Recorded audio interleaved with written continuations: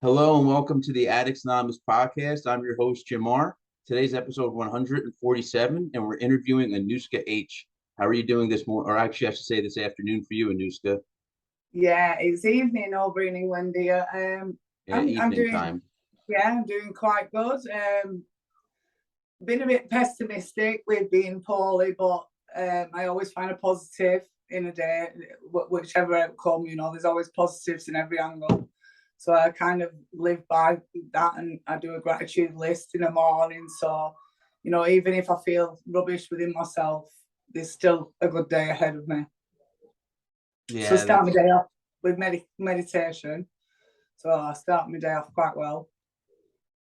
that's great. Meditation helps a lot. Yeah. I know it helps me a lot. I haven't meditated in a while, but it was something that helped me heavily. Yeah, definitely. It's made me a calmer person for sure. Yeah, it totally does. If for some reason, like you said, it starts your day off right. Yeah, and believe it or not, breathing should be like naturally, but I think sometimes we don't breathe correct, and it's learned me to breathe a lot easier because I'm quite a fast, and now I'm slowing it down, and just like being present in the room and connecting with the universe. Yeah, just being there in the moment. Yeah, absolutely. Sometimes I do it at night time, not religiously or anything, but depending on like if there's anything that stressed me out before bedtime, be it one of your kids playing up or something, I will then practice it then at night. But yeah, I have a routine of meditation, working out, and then that's my day set up. That's great. So let's dive Yeah. in and get started here. I was telling you Okay. before, my number one question to everybody is tell me about your childhood. How was it? It was shit. It was good in the moment. That was But quick. It no, was shit. looking back at it, though, no, it was because my first memory was first day at school. Second memory was me and Wait, my what mum was the friend. first memory? My first day at school. So I remember my mum taking me to school, and the school had railings, and I'm like literally gripping onto the railings, like I don't want to go, crying, and pretending that this ball in the field that had gone through the railing was more important to me. I wasn't moving without it. So I remember that very clearly. And then the next one is quite a deep memory. And so my mum had come to pick me up from half day at school, so I assume it was nursery. Or something like that. She came and picked me up earlier for some reason. And as we got back to the house, in my house at this point, there was my mum, my dad, and I had a sister. We was locked at the house, and what I was met with and my mum was horrific. My dad had hung himself from the loft in our house, our family home. So I remember that day so clearly. And then I got bullied quite a lot because I didn't have a dad, and I was called the B word because in England they say if your mum and dad aren't married when you are born, you're a BS, and the rest. I don't want to swear. So I got bullied a lot for that, and because my mum had moved from Ireland over to Rochdale in England, we had no family or support system. So it was just us alone. And I think with me and my sister was easy targets. So I would get bullied on the streets. Then I would get bullied at home off either my mum or my sister. And it was just quite traumatic. Although I've got really good memories of my childhood, it's always outside the family home. So it was always hectic at home. If my mum and sister would be fighting, like proper physical fighting, and I'd try and split them up, and then one of them would hit me, and then the dog would bark, and it was just horrendous, and it was something I didn't want to bring into parenthood myself. As much as my kids argue and stuff, it's not physical, and I think I didn't realise all these knock-on effects. When you're younger, you don't realise these traumatic incidents later on in life come back to haunt you, really. And I don't excuse my choice to use drugs on anything traumatic. So I wouldn't go, oh, my dad died, so I chose to use. And I chose to use because everyone around me was using. So then I was like sick of everyone like gouged out. And I'm like, I sat for months and months because I grew up very anti-smoking, anti-drugs, was determined I wasn't going to be that girl. But at 19, I moved out of my family home and I moved into like Drug Central, and I thought I was in with the crowd because they would hide drugs in my house. So my friend had a habit, and they used to put them in like little paper envelopes, heroin back then, and hide crack in my house, and I'd be just snapping bits off for her, not knowing the price or what it meant or anything, you know, risking getting in trouble with these so-called friends, which were quite well known. I won't say gangsters, but well-known people, you know, that push people about, would force the way into using someone's house for cooking up, chopping up, bagging up, whatever you call it. But I thought I was special, like, oh, they chose me. So yeah, after months and months of being around that, I was just like, F it, give me some of what you're taking. I just want to take a step back. What was it like when you lost your father? How did that affect you? Like, I know you said it was a horrible thing, but was it something where you had to stay home from school for a while, or what was it like for you? I don't really remember the aftermath of it. I remember the day and us running to a neighbour, and me and my sister being put at neighbour's house. But I felt a void when other people would talk about their mum and dads. That's what I felt. I was too young really to comprehend exactly what was what. I don't know how I felt about, I can't remember how I felt about, did I miss my dad? Was I upset? You know, I don't know. And it's a very tricky subject with my mum. She won't let us ask any questions about it. So I've never been able to divulge into anything about my dad, really. His side of the family, which I'll go on later on in a bit. I did meet up with his brother in years later, but I'll get to that. So I don't really remember the staying off school, the days after, or anything like that. I didn't. I just.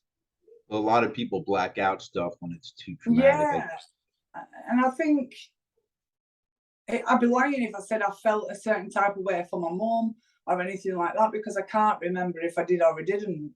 You know, I think I must have been 4 or 5. So it's because of drug use, a lot of memories are blocked out as well, you know. And like you said, when traumatic stuff happens, it's almost like everything's surreal around you. So yeah, I don't really remember much of it. I just remember people calling us for it, you know, and a lot of things were pointed towards my mum because he was married, you know, and they'd moved over from Ireland. He was from Manchester in England. So I don't know. I really don't know. I just remembered that day looking at his legs. That's all I seen, his legs in between my mum's legs on the stairs. And they're just telling me to get out of the house. And they used to have little bottles of pop in glass bottles, and they do them now in plastic ones. And things like that would trigger something off in me, you know, if I'd come across one. Because you get some shops that still sell stuff from when you was a child. So like these pop bottles trigger that day off for me. So yeah, as far as feelings go, I was angry. I was very angry. I remember thinking, what a coward to bring kids into the world and then take himself out of it. You know, little did I know later on I'd be thinking the same, or my sister would do the same and stuff like that. But yeah, I grew up quite angry towards that. You know, the fact that he'd left us. He'd left my mum to deal with everything. You know, she'd been financially put out with the funeral. His family didn't speak to her. She got a lot of the blame. And that's all I really remember. Like, I've never visited his grave. He's not buried in the area I live in. He got buried lower down south in England. So I didn't really know much about him. My mum tells me it was a beautiful relationship. He used to force himself on her. my sister remembers a lot of my mum like chasing my dad around with a knife. But as a grown up now, I can understand, you know, that some people might load a gun and the other person fires it. And I think that was the case for my mum in what my sister remembers.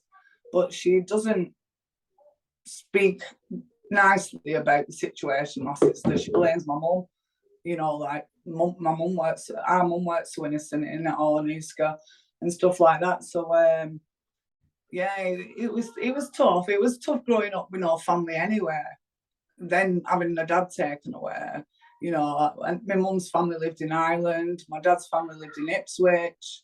It was miles away from being able to travel down or anything like that when I was that age or anything, or thinking of it when I was a bit older, up until somebody of that side of the family reached out to me, you know, and because of my name, Anouska, I was easy to be located, which is a blessing of Facebook. You know, some people call it a curse. For me, it's a connection. It brought family into my life that I never had. So it was a lovely experience, I suppose. You know, what came of it in the end, like going meeting cousins I've never met, getting a little bit of background on my dad from his brother. You know, he's a recovering alcoholic. There's a lot of mental health issues that my dad had, and stuff like that. And I could see it pain. I could see it when growing up in my sister, because she would act out. She would be going seeing counsellors and stuff. But I knew something worked quite right up here. But I never knew anything about mental health back then. You know, it was very unspoken about. So this would have been 1980 something. It was very. But now I look at it in the different aspects of my dad, because I'm on the fence with, is it a coward way out, or does it take some strength to take yourself out of the world? So I'm conflicted with that. Yeah, I mean, I always, because I've had those type of thoughts before, and like you said, you kind of think about the person who actually does it, what it takes to get there. Yeah, And you and have, I have.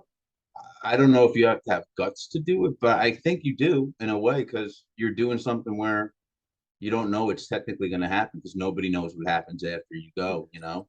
Yeah, of course. There are beliefs. When you get in that state of mind, you can't help but think people are better off without you. You know, Yep. I've tried it myself because I was done with being an addict. You know, I'm like, is this my life forever? Am I going to be going to and from drugs, getting clean, going back, getting clean, going back? And I was just like, I always strongly said I would never do it if I brought kids into the world. And I have 3 beautiful children. But social services, it became a pattern, you know, with having an addiction and priority slipping and stuff like that. And the kids, I had to ring the kids' dad. We'd parted ways at the time, and ask him to come and get them and look after them for a couple of months, because at that point I would have lost them. And then when he wasn't here, I got it in my head, on a come down off crack, I was like facing jail, living on my own. Luckily for me, I had my dog, which she sleeps with me, and she give me that comfort, that background noise, you know, jumping off the bed, just having that somebody to welcome me when I It's came great home. having a pet. It's great to have a pet. Like you said, you're never alone. I have 2 cats. I don't know if you could see them running around behind me, causing trouble. But yeah, I believe pets are a big help. Yeah, 100%. Very therapeutic, aren't they? So Yeah. growing up, what was school like? How did you do in school? Did you get grades? Did you have friends? What was it like in school? Your school was, I enjoyed school. I didn't attend a lot though, because a group of people would just like go off for the day. So I was more of a sheep back then. I would follow anybody and get into all sorts, just because I wanted to fit in and everything. And so I would skip school a lot with my elder sister and her friends and stuff like that. The only exam I was put in for was business studies, because I'd missed so much school. You know, I just didn't apply myself to it at all. But it was a good when I look back on it, it's great memories, like the friends I had, just the memories it brought. That school for me was an outlet to just get away from home, anywhere but home. I always sat at home wanting to belong to another family. I remember looking out the window constantly in my bedroom, thinking, I don't like being here at home, because I was always the mediator between the keeping the peace between my mum and my sister. And while my mum worked, I was like the husband. I would clean, cook, pay her bills, walk to town, which was a good 6 miles, for electric, because we used to have like electric tokens, keep electric on, and stuff like that. So I was very much growing up too quick. But knowing my mum had no one else, and my sister was like a bit of a runaway. She was always into robbing motorbikes, getting in trouble with the police, and stuff like that. My stuff like that came later on. So I would almost be the other grown up in the house. My friends would knock on for me, and I'd be like, I can't come out. I've got to clean the house. My mum's at work, and like I would cook tea for her coming home or stuff like that. So I had a lot of responsibility at an early age, which, got me down a little bit, but also I enjoyed it too. So I kind of appreciate the fact that she gave me life skills quite early. But I was a bit resentful, that I was the one stuck at home and friends were out having fun. And, I didn't want to let my mum down. And so I would just do the right thing. And I think that's probably why I rebelled a bit when I moved out, because my mum was, being Irish, she's very regimented. She was brought up within 10 brothers and sisters. So it was always like, you've got to get up, do this, do it. It was very routine, regimented. Like if you had a drink, you had to move your cup straight away. There was no outlet or letting off on constantly doing something, to please my mum, be it cleaning, or if she was cleaning around me, I felt uneasy, like I always had to be doing something. So apart from Christmases, really, it's the only fond memories I have of being at home. Like Christmases were good because my mum, now I look at it different, because my mum was on her own working so many jobs, to keep me and my sister in clothes, and we were mad because we didn't have the brands and stuff like that. Where now I've become a parent, I realise just how much of an hard job my mum had, especially after everything she'd been through. I feel like I've gone a bit off track then, but yeah, it kind of, but as soon as I become of age to move out, I got a job straight away at 17. So I was working, and then I got offered a flat, like I said, and I moved into that. And I thought, I'm free. Yes, I'm finally free. Little did I know, the bills, the head furnishing this house, well, a flat, and all that then had to come, and like I said, my only friends who lived at that was childhood friends, but they'd all got into drugs. So I would sit, like I said, with, amongst these people. I'm not jumping too quickly here, am I? I would sit amongst these people, and they'd be like this all the time. I'm like, this is no fun. But I'd kind of really stand my ground and go, no, I'm not giving in, not giving in, not giving in. And I remember going, oh, just give me some. And they was like really arguing, saying, no, you don't want it. It's not like passing a spliff around. I'm like, no, just let me try it. And I don't like fish. I remember eating tuna and really enjoying it, but literally throwing up everywhere constantly because of the effects of the heroin on me.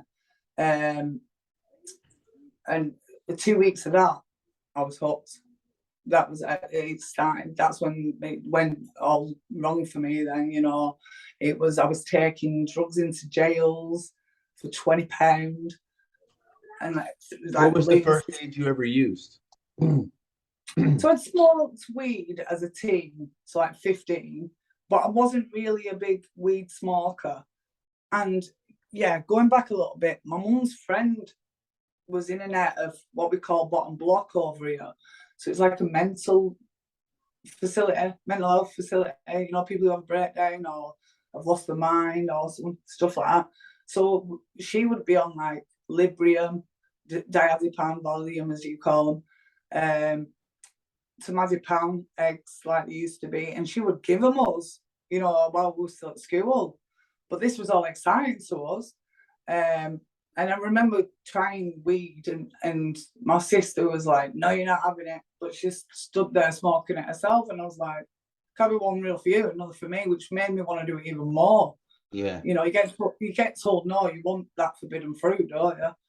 So yeah, it kind of stops and started there. Then I remember at 17, because I was so tall, I'm 6'1", getting served with like a bottle of Bacardi this big. And I remember having a swig of it, and I was like, "Oh, it's all right," and I threw it. But then what me and my friend would do, would buy, like, they sell this really strong lager, it's called Special Brew. And in our strange minds, we put paracetamol in it, drink it, spin round, and think we get more X. It makes no sense.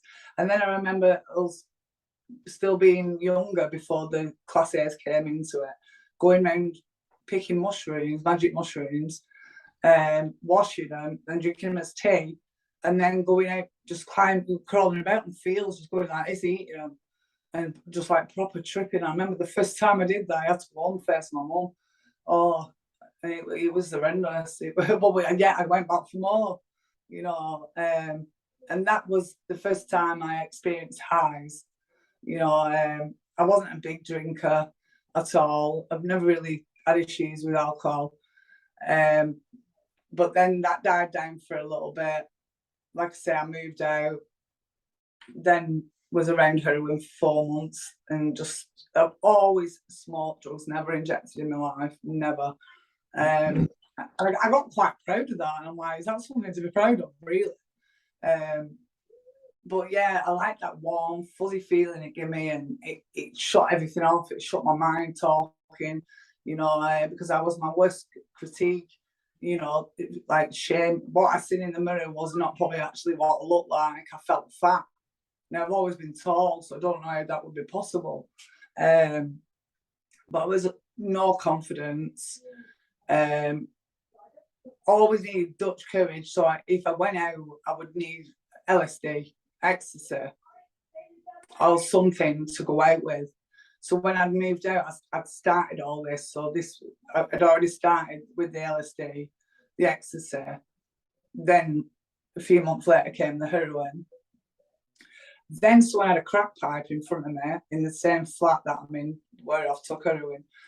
And I'm like, "Oh, can I try that?" And someone said to me, "Anouska, if you don't try that, you'll never know what you're missing." And in hindsight, if you listen to them bloody words, you know, I wish that you don't listen to your younger self. It's like, even as a child now, if you say no, they can't deal with the word no. And I think I was a bit rebellious, you know, because I've been forced to grow up so quick. So whatever I shouldn't be doing, I was doing. So I'd be shoplifting. Got a thrill out of that. Like when I walked through the shop doors and I got away. So that became a habit as well. And then it funded a habit. Like I say, I was smoking heroin for 2 weeks. Started to feel rough, and I'm like, what's this feeling about? Like flu-like symptoms, not being able to sleep, getting really agitated, not being able to sit still, stand up, no self-care. And my friends, I remember the other friends I didn't use was just looking at me and my mate in disgust, because I think they came in and was scraping this pipe. And they was looking at us in disgust and stuff like that. But I'd gone past caring about what the people thought of me at this point, because this drug gave me this self-confidence, this false sense of courage, to just not give a shit. And I was rapidly dropping weight, not eating proper. It wasn't long before my mum got onto it. And then all my mum went out the window. I just didn't care. I just needed my next fix. So like I say, people would take advantage of me, saying take these into jails. I'd go into jails, a Cat A jail, and I'd be meeting people I didn't even know who they were. They'd have to put their hand up. I'd have to kiss this man. Never knew it. And I was doing all this for 20 quid.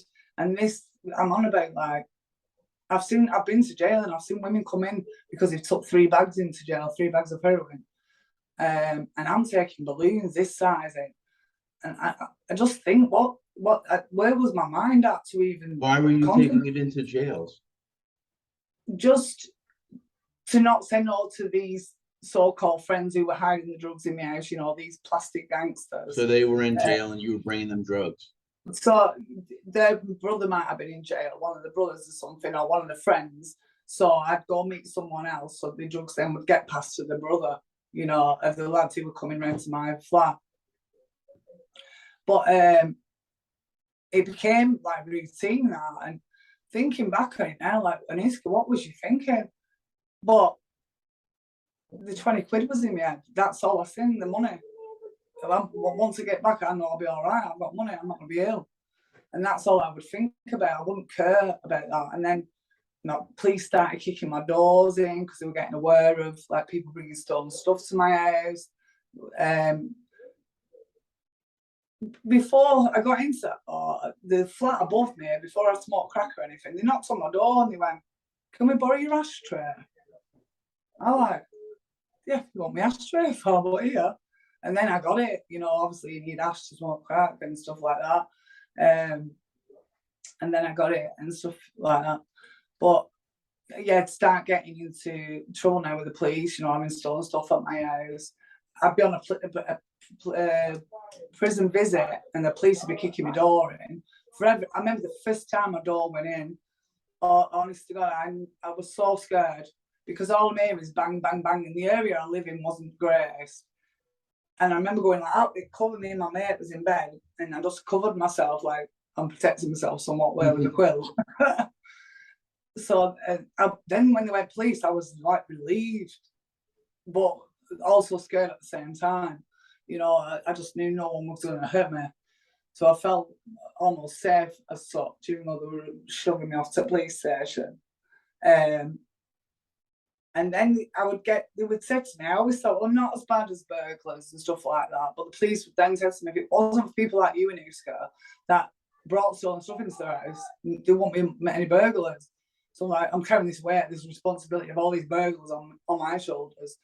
And I'm like really feeling bad for it. But yeah, I continue to do it and do it and do it, to a point where these people would then get aggressive for me. The people who were putting the stuff in my house and stuff, and they'd have a key. So I'd come home and something different would be there all the time. And I just got really took advantage of, I think, because I was so young and so impressionable, is that the word? That I would have done anything to please these people. Plus, he scared me at the same time. But I remember one of them hitting me. I thought, I had to draw a line here. So I shut the flat up and moved back home with my mum. But my habit still continued. And she would know at times, but not every time, straight away. And then my next door neighbour, she was a really good friend. She was starting to get around with me then, and then I felt guilty because she got on it. And my sister had moved out of the area now, and then she'd come over to visit us in where we lived, and she'd have her own methadone at this point. And she would kick off because the file would be going round and no one were offering it her. And she would feel left out. And I used to say to her, listen, it's like dancing with the devil. You're not just going to smoke a spliff and we're missing you out. And she'd pick up my methadone bottle and she'd just swig it. And I'm like, what are you doing? No. I didn't realise at this time she had an alcohol problem as well because we lived in different areas. So she kept that hid well. So then she would batter me because I wasn't sharing. And then my friend got a habit, which I blame myself for.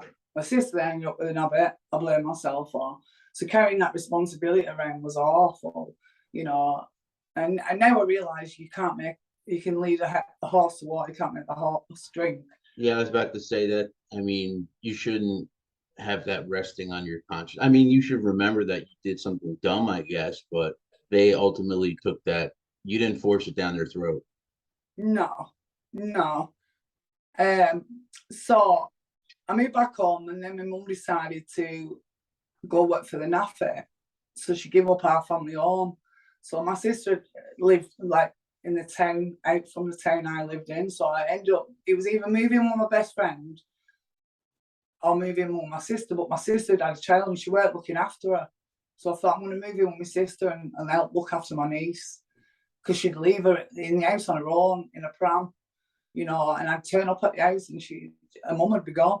And I'm like, I can't leave this child. I can't. So I moved in with her, and she would be drunk all the time. You couldn't rationalise with her, reason with her, tell her, even if, like, in England, we go, shut up, you dickhead. You know, like it's in jest. And she'd go, who you calling? It was like, it was just said, it wasn't, I didn't mean it offend. And then that would spark a fight. And then she'd come at me with knives and stuff like that. But I got too much in the end. I mean, she was even physically picking. I remember it was screaming and shouting. I was in the bath, and we had a dog for 11 years, and I brought him with me when I moved in with her. And she picked our dog up and literally threw it down the stairs. And I thought, I've got to get it out of here. I've got to get the dog and myself out of this house. So luckily enough, I'd made friends where she lived, so I moved in with them. And I was clean now at this point. And I was working in the pub, and I had a lot of responsibility. I used to stay over at the pub with the people who lived there. It was a town, in the town centre, so it was a well-known pub. It was right next to the police station, all right. So when I put my key on the till, my name would come up, which is very unusual in Anouska. And the police officer that would have arrested me previous would come in, and I'd be like, please don't say anything, please don't say anything. And I used to see my mates free beer, and I got caught, so I got suspended. And I was with a lad, and I met a lad, and we started seeing each other. And because I got suspended, I thought, I'm just going to try my old dealer in the town I just moved from. And it rang, and he was really trying to talk me out of it, but my mind was set. I had tunnel vision, and I was going straight to get some more heroin. And then my habit started up again. Then he got one too, which I'll come into later, but I can't help but still feel responsible for this, but you'll understand that in a minute. Yeah, so it took a few weeks again. Then he'd go out burgling, grafting, robbing, doing whatever to fund our habits. You know, as far as someone, if you look at it in our world as looking after you with an addiction and a habit, it was great. You know, if you said that's someone who never took a drug, they'd be like, no, that's not great news, that's an enabler. You know, but I was the one that took the drug in front of him in the first place. He then took it, and then he was then risking his freedom by committing crimes, got to jail a few times. And it was awful. It was a good time because we had just met him and stuff like that, but it was awful at the same time. It didn't take long for word to go around, you know, that I was a smackhead. That word I hate, but I will use it myself because so many people have used it against me. It's like, if I say it myself, nobody can hurt me then because I've protected myself by going, yeah, I've been one, so what, I've come out to the end. So I say it out. So I'm about 22 at this point now. He's 21. And I was wanted by the police for not turning up at court for shoplifting or something like that. And the police had come, we'd run out of electric. So where we lived in this flat, we went staying at the flat at the other end of the block.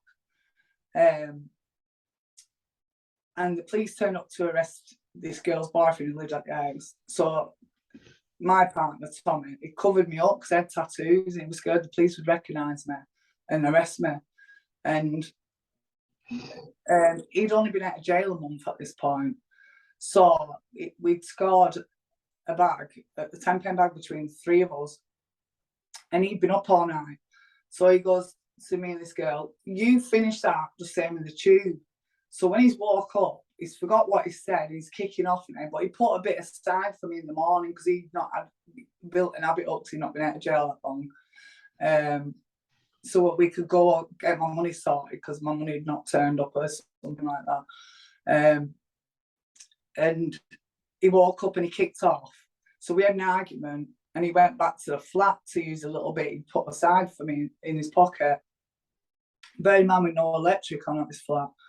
So it's 12 a.m. at night in the morning.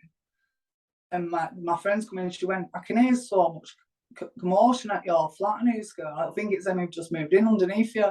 So as soon as I opened the door, I recognised these screams.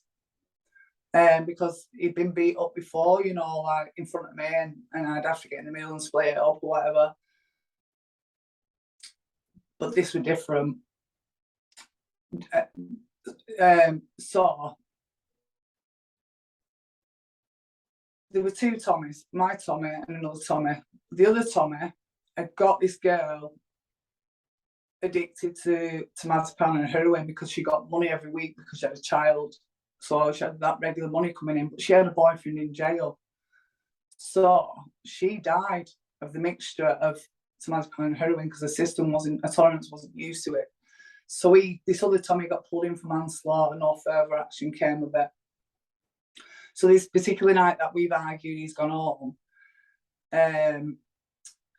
Two of his friends and two strange people, the girl's sister who died, another lad, and two lads he'd grown up with, had come to the flat, premeditated.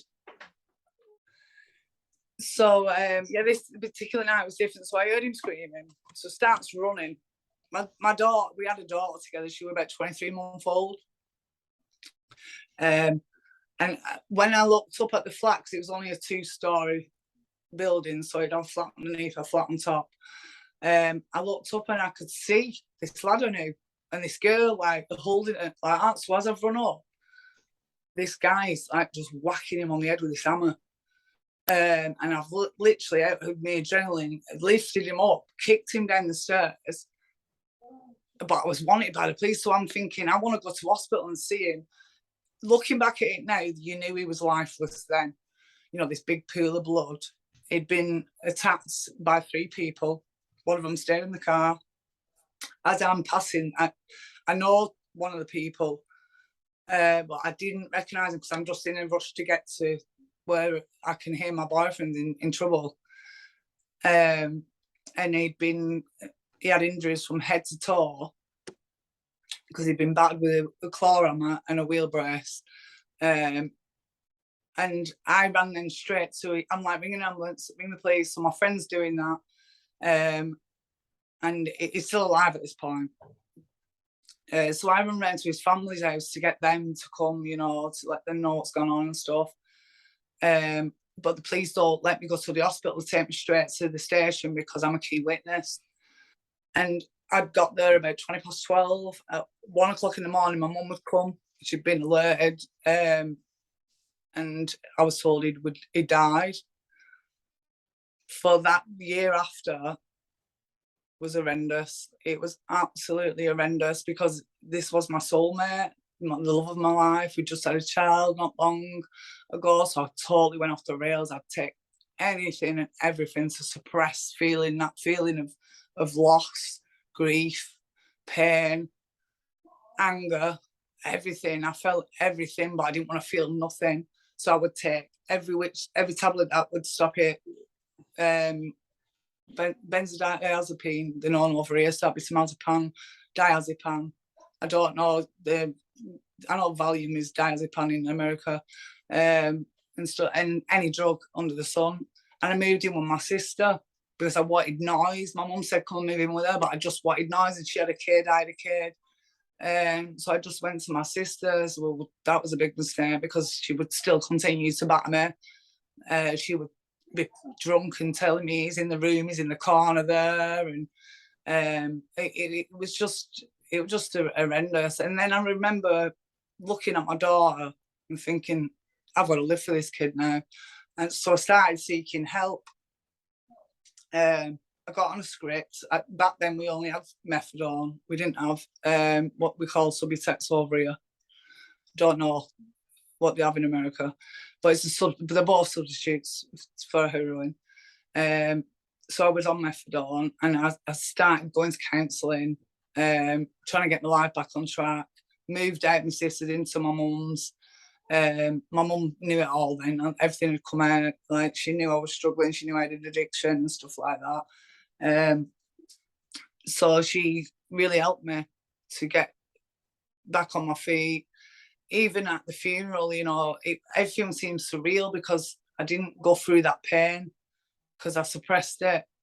So even looking back on it now seems, did that really happen? That's the stuff you see on happening to someone else, you know, that it doesn't happen to you in real life, but it does, doesn't it? So yeah, I kind of changed massively as a person. Then I was closed off. I wasn't affectionate anymore. I went into detox in 2002. He got killed in 2001. And I missed that comfort, you know, of that, the opposite, that me and my partner. And I was in detox, and it was a 6-week detox to get off heroin and methadone. I remember using the day before I went in because I knew that would be my last time. Well, I assumed that would be my last time. So I goes in, I'm in 2.5 weeks, feelings and all that come back. And there's this lad who's the life and soul of the detox, and all the girls fancied him and he liked me. And I'm like, oh, this is that protection, that comfort I want. So I got with him. He got through it for fighting, red flag. Anouska didn't see it. No, she didn't care. So she's leaving now in a taxi 2.5 weeks into a detox. I've got to pay for this guy's taxi to come to the detox for me. And then we goes, I'm too ashamed to go straight back to my mum. She's looking after my little girl. So I goes to my sister's. We end up drinking this big bottle of vodka. And alarm bells didn't even start ringing then. Because I poured the vodka away the next day, knowing I had to go and face my mum and kind of say, look, I've let you down and stuff like that. And it was all I could think about. And I remember this lad I met called James. I remember him looking at me like, you just poured that down the sink. But he never questioned it because it's the first night I was really being together. We spent time in the detox, but not right long.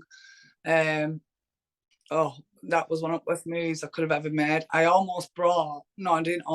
definitely brought an abusive partner back because I didn't know he had an alcohol addiction as well. You know, so he got clean off his class A's, but still had a drink problem. So then I would be paying for him to drink for him to batter me. So I went through a domestic violence relationship, violent relationship. By this time I'm pregnant with his child, which is something I didn't want. I don't regret my daughter, don't get me wrong. But it was like I had an alien going inside me because I really despised him at this time after everything he put me through. That comfort I was looking for and seeking, I didn't get. I was so embarrassed as well because it's only a year on after my partner had died. So I walked so many miles in front of him almost. And that wasn't his fault, you know, but his family didn't want to know him. So then I was kind of stuck with him. And we moved into this flat together and he would just sit in the bedroom all day watching DVDs, expecting everything to come to him. By this point, I picked back up an habit. So my sister got a job and she come turn up on Christmas Day with quite a lot of money.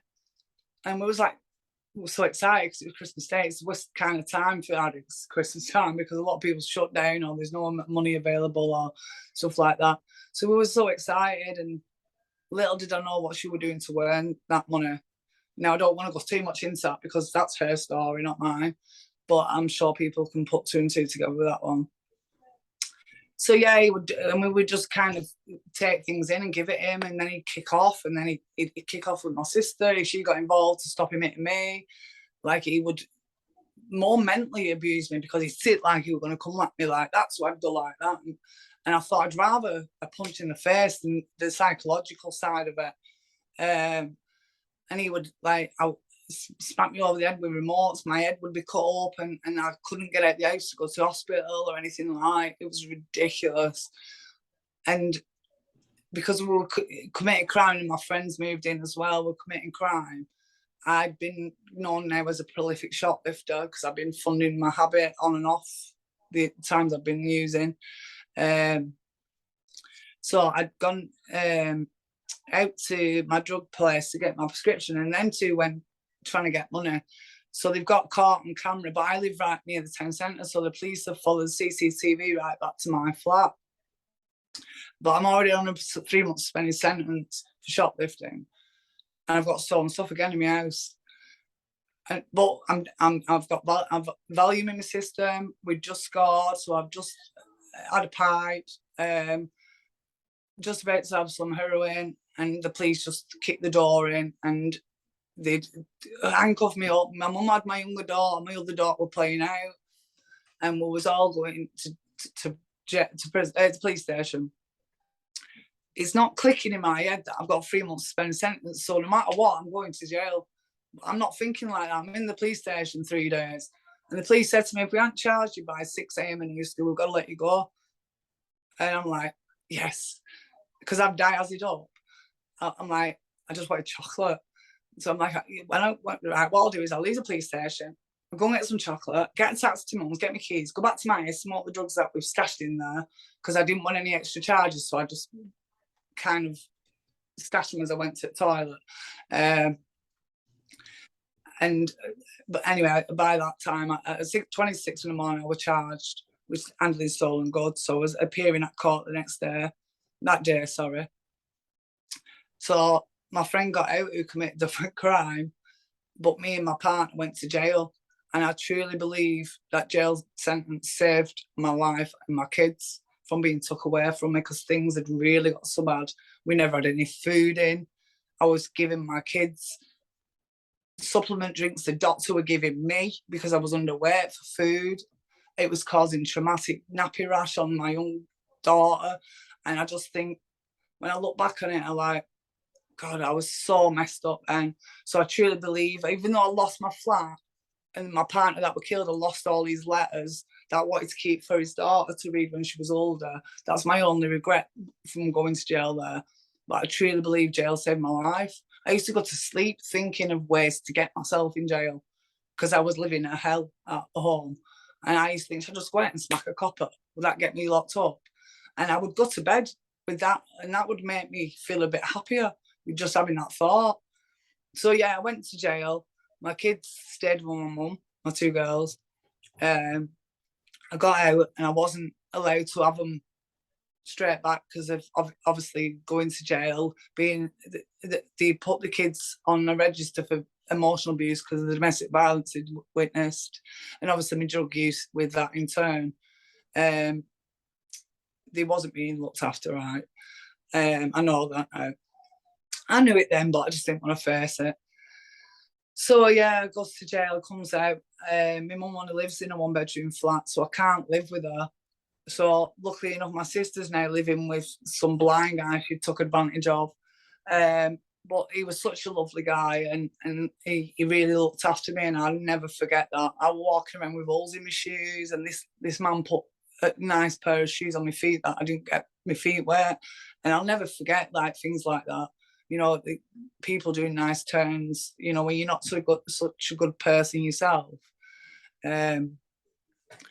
So yeah, I moved in with her, and I had a lot of social services in, out, and how I managed for my kids not to go through the system, I'll never ever know.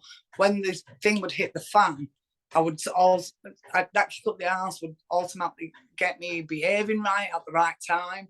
So I was almost like 2 people. So I was like showing this vast journey of being a clean mum to social services and living a double life, obviously with the drugs still. So I nearly we were at a meeting, at a conference meeting at social services, and the social services were telling me to sign one child over to the paternal grandma and one over to the maternal grandma. And I was so naive and young. And this is one thing I hear about what social services do to women and the pressure they put on them. I don't know about men. I can only speak from a woman's point of view. When social service is involved and you go to a drug team, there's nothing is confidential anymore because it's all safeguarding for the children, which I totally get. And I appreciated somebody else looking out for my kids. You know, there's someone else watching over them. So I took that and flipped it into a positive. But But yeah, right up until the last minute, I was about to sign my kids away, thinking that was the right thing to do because these people are telling me to do it. And my mum rang me and she went, "Get both girls and get back here and let's go. You know, we'll keep them. We want to keep them together. Want to keep them with you." And I moved in with my mum, sorted my act out, and she found some old foil in my pocket. So she went to the drug place I went to and seen my drug worker, which is a conflict of interest. It's a breach of confidentiality, them two speaking. What they should have done, which I truly believe there should be places parents can go, but direct to somewhere else, just not to my worker. So I put a complaint in for it. She got done for breach of confidentiality, and I changed workers and stuff like that. And she was fighting to take the kids off me, but watching me get clean at her house. And I've not been exactly honest about my last time I'd used, although I was really trying. They run about doing a Hirschsprung test. Now, a Hirschsprung test will show everything up at how long ago. So I'd not been completely honest. So I was literally petrified. They went, "Can we do an Hirschsprung test?" I'm like, "Yeah." Thinking, shit, Anouska shit.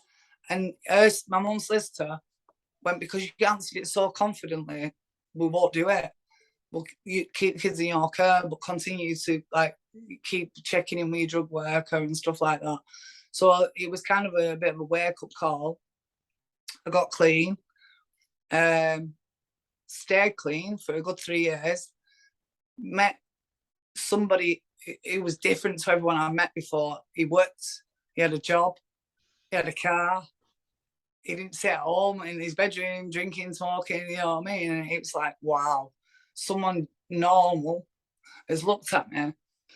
And we got together, and like I had the best life ever. I remember my passport coming through the post for the first time, and I wasn't even bothered I was using it. I was just happy I had one because that's what normal people have, you know. And I'd missed out on so much, like driving lessons. I got a job working for a drug place called Intuitive Recovery.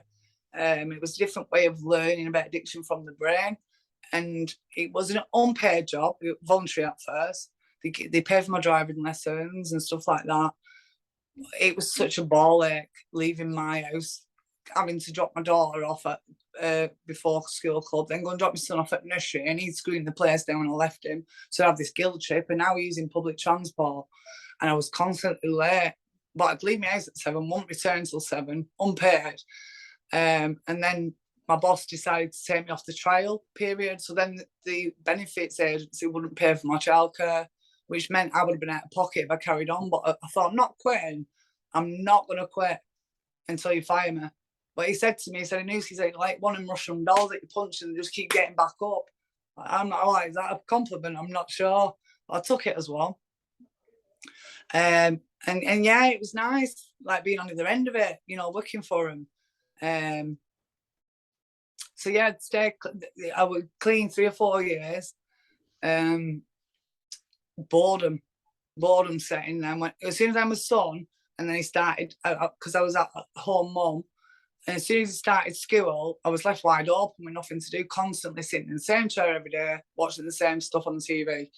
So I'd get lethargic, couldn't be bothered, no motivation, wouldn't be eating well. And I'd be like, "Oh, I know what will get me off my ass and get me on my feet. I'll be cooking the kids' tea and cleaning." So I think I'll get a bag of heroin, control it. If I have it for 3 days, the one bag, I'll be all right. What's that thought about? You know, you never can control it. It controls you. And it wasn't long before I was back down that path. But I remember sneaking about with my partner, and he thought we're cheating because I was going into town using drugs, coming back. So I was living 2 lives again. And when I told him in the end I had an addiction, there were more relief. You know, he didn't understand it because he's never been down that road. But 13 years later, we're still together. You know, for someone who's never been in this predicament, he's very supportive. Yeah, he don't fully get it, but you couldn't ask for anything else, you know. At times when it's really got hard, he stepped in, stepped up and stuff like that.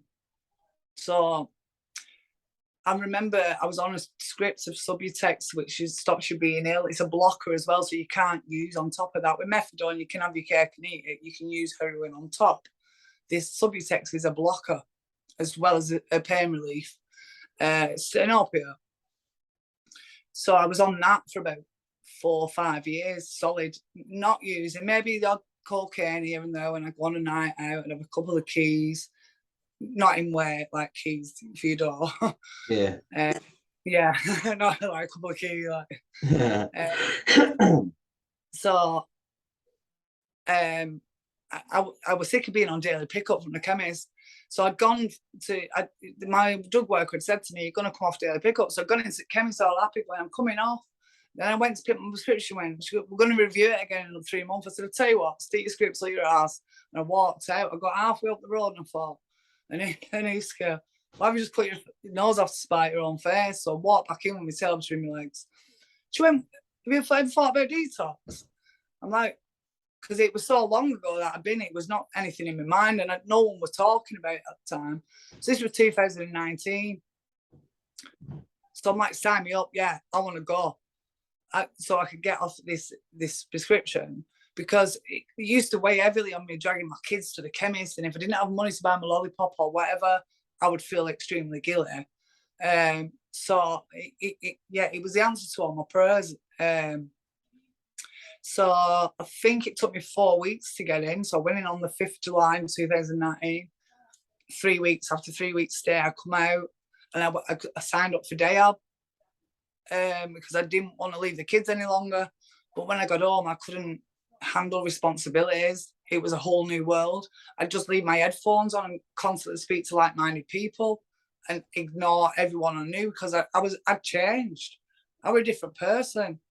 You know, I was feeling things and embracing that feeling and going to meetings.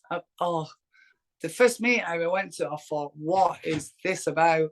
I'm not coming here. I don't want to be brainwashed. But no, damn right, I needed brainwashing. I needed to change my way of thinking, and I needed to change everything. So I decided after coming home for a week and doing day up, I was going to move into rehab. So I completed that, did the 12 weeks in rehab, came home, stay clean. Had a bit of relapse on Valium. But since then, really, I've not looked back. I've not looked back, and I just love. I mean, I had to change absolutely everything. My circle of friends, which I didn't really have many of, if I'm honest, before I went in. And I met new ones in there.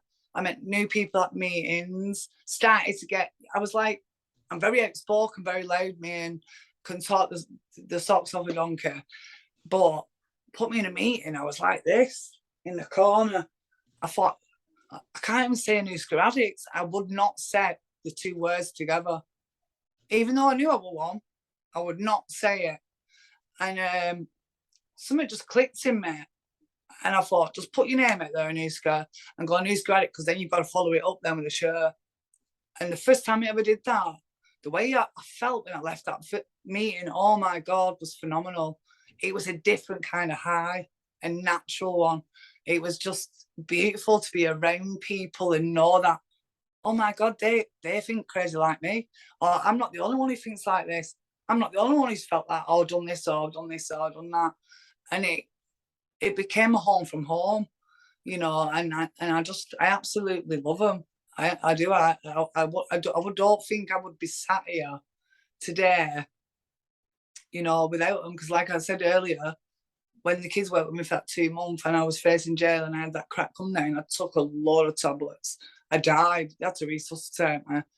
So that told me I was meant to live and never to repeat that performance. But I only realised I only thought suicidal thoughts on a come down. So to take that away, I wouldn't be thinking like that. And in all honesty, I haven't. You know, I was very strong-minded on the suicide thing, especially after my dad and stuff like that. But I remember the night I took the tablets, sat on my own and writing me letters to the kids. I'm really writing a shitty one for my partner at the time because we worked together. And he was saying to me, oh yeah, I think you'd be better in jail. So I was like, quite angry and resentful towards him because he wasn't saying what I wanted to hear. He was saying it for the right reasons, I know, but it wasn't what I wanted to hear. The truth we don't want to hear sometimes, do we? So the Well, it fact sounds that like my you're daughter, doing good now. Sounds like you're doing good.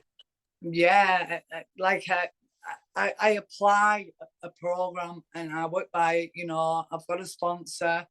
I don't suffer in silence, which is one thing because I was brought up in, and I don't know if this is a thing that happens for everyone, but because I was brought up in an Irish environment, it was almost like people stone cold. So you would shut off being vulnerable and stuff like that. And it learned me to be vulnerable. You know, meetings learned me to get vulnerable because I was one of them that would sit and manifest with everything that was going on, not sharing, not reaching out, not telling anyone, expecting the people around me to be mind readers. Well, we know it don't go that way. You know, you've got to open your mouth. So eventually I would get more comfortable in these meetings by just throwing my name out and going, I would just speak from the heart. I used to try and rehearse my share before I went, and it doesn't work like that. You don't, it comes from your heart or your head. It's not something that you need to practice, you know, when you open your mouth and you share your story. But yeah, thank God for detox centres, supportive family and friends, rehab, and NA. Yeah, I'll go to any meeting, CA, NA, any meeting I can get to. That is, even if I have to travel on public transport, if I can go everywhere to make sure I get drugs for a day, I can get my ass to a meeting. And that's how I see it. So I applied everything and changed absolutely everything, changed my house round, changed my routine, put a structured routine in place. You know, I kind of let that slip for the last 4 days, but that's because I've been poorly, you know, a little bit self-care is going out the window. But with the right medicine now from the doctor, I'm on some really strong anti-inflammatories. I feel like I'm getting back to my normal Anouska, you know, the one that's grateful and optimistic and stuff like that, because I've been quite negative with being poorly and a bit agitated and stuff like that. So yeah, I'm in a really good place. I'm happy with the way things have come on, and you know, I always said if I could help one person, all them years of drug use is not such a waste of time. You know, and when I went into the detox centre, I applied to be a peer mentor. So I went back there looking, giving back, because I'll never forget that place. That place helped me and helped my family massively. So I went to give back, and then to also keep at the forefront of my mind, this is where you could be at again. You know, so it really helped me. So yeah, I still volunteer at that place. It's a lovely place to be at and stuff like that. It's just a lot of goods come from it, and you know, it's just nice to give back. I never took my prescription for granted. You know, like someone felt it was like a God-given rule. I never ever took that for granted. You know, that they give me a prescription, that they stop me from feeling crap. You know, I never went in, demanded this, demanded that, or I sat in these places loads of times, hearing these people talk like this. You know, well, you messed my script up, I want it effing right now. And no, be appreciative of what people do for you. You know, be it a small gesture or anything. But I don't give to receive either. You know, I don't mind going out my way to speak to anyone that's struggling. And I was a big part of an online on Facebook program at one time, where a lot of people would turn to me because there was a man who was well known who speaks. I don't really want to mention his name actually, because I don't think name dropping is really good. He had a big platform on Facebook, and he was recovery is the new cool, he would say. And he would send my name, so then people would get acquainted with me and would be in my inbox. So it was such a lovely thing. It got a bit overwhelming at times because a lot of people, and you felt ignorant, not responding, you know. So I do put my self-care first and foremost. And then if you want to speak to me about whatever's going on for you, or you want to question something, or I can go into the detox and ask anything for you. I'm not scared for anyone to jump in my inbox and ask. You know, I get a thrill out of that. It's nice to just help.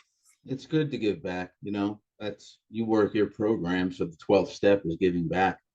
Yeah. Yeah, we have our own program, but we have the same thing. It's our 10th step, which is the last step, but it's still giving back because That's the Yeah, one thing that was genius about Bill W. was he figured out one addict talking to an addict helped. yeah. So if you That was could just give genius, back and right? talk to another addict, consider your service work. Keep spreading the word. So Yeah. yeah, I have one last question for you. So, do you have any advice for people watching and listening? Reach out. Don't sit in your own mind. So for me, once I start dwelling on something, I will take myself out for a walk. But if that's not the case, pick up a phone. Don't feel like you're burdening anybody with your problems because that person gets some sort of feeling of being there for you. You know, I come into it thinking, oh, what do you give me these numbers for? I'm never going to ring them. Use these numbers. Use anything. If anyone says ring me, if you've got a problem, you know, reach out. Get involved with services. Go to meetings. You know, even like I go to AA meetings. It's a meeting to me. I went through the steps the AA way, you know, and I'm glad I did it that way because that was the original way. So I would say get a sponsor, speak your mind, your feelings. Don't be ashamed of the way you think and that you're the only one because I bet there's about 1,000,000 of us that have got the same thought. And if it ever gets so bad, you know, just pick up the phone. You know, don't ever think that you're not worthy of being on this planet. You know, we're all here for a reason and we're a long time dead. So live your life like every moment should last. You know, I try and get up and take value out the day. You know, I remember going to bed, dreading waking up and going to sleep. Now I love it. You know, so routine, structure, meetings, sponsor, reaching out first and foremost, though, because a problem shared is a problem halved. And they haven't made that saying or phrase, catchphrase up for no reason. It's true. It's got me to where I am. And lockdown was so hard, so hard. But keeping in touch, be it via Messenger, Facebook, WhatsApp, whatever you can do, you know, please just do it. Don't suffer in silence. That's some great Especially stuff. especially men. Yeah, no, men we're pig-headed sometimes, but you know, it's something that I think everyone is capable of once you get to that point. But I appreciate you doing the podcast today. Yeah, there's strength in unity and there's strength in just being vulnerable. Yep, absolutely. No, you're completely right. Oh, thank you for inviting me on. I feel really honoured to have been given this opportunity to speak to yourself. It's nice, it really is. And if we can help anyone, you know, like I say, if I can just help that one person, just know that they're not alone. You know, like-minded people are your best bet. 100%. You know, we can go to doctors and stuff, but as someone who's been through it, they know what they're talking about the most. Yeah. Professional people you do need as well, but like-minded people is key. All right. It sounds like a good place to wrap it up. Yeah, I've really enjoyed it. I don't know if I went off track and I just hope it was No, you honest. did great. You did absolutely great. And I feel like liberated, you know, because we've spoke about it, and you know, like the fact that I've been blessed to even been invited on your podcast, your video, your YouTube, your Zoom, whichever way you want to look at it. It's that's a blessing to me, you know. So I thank you so much for that. No problem. All right, sit tight for me. For everybody Okay. watch, all right, for everybody watching and listening. If you like what you saw and heard, go below and give us a like. Also subscribe to see when we upload new videos. Also, you can check us out on Twitter, Reddit, Instagram, Facebook, and TikTok. I also suggest you check out our website, www.addicts-anonymous.com. There you'll find a ton of free literature as well as other types of resources. So again, I hope you like what you saw and heard. And until next time.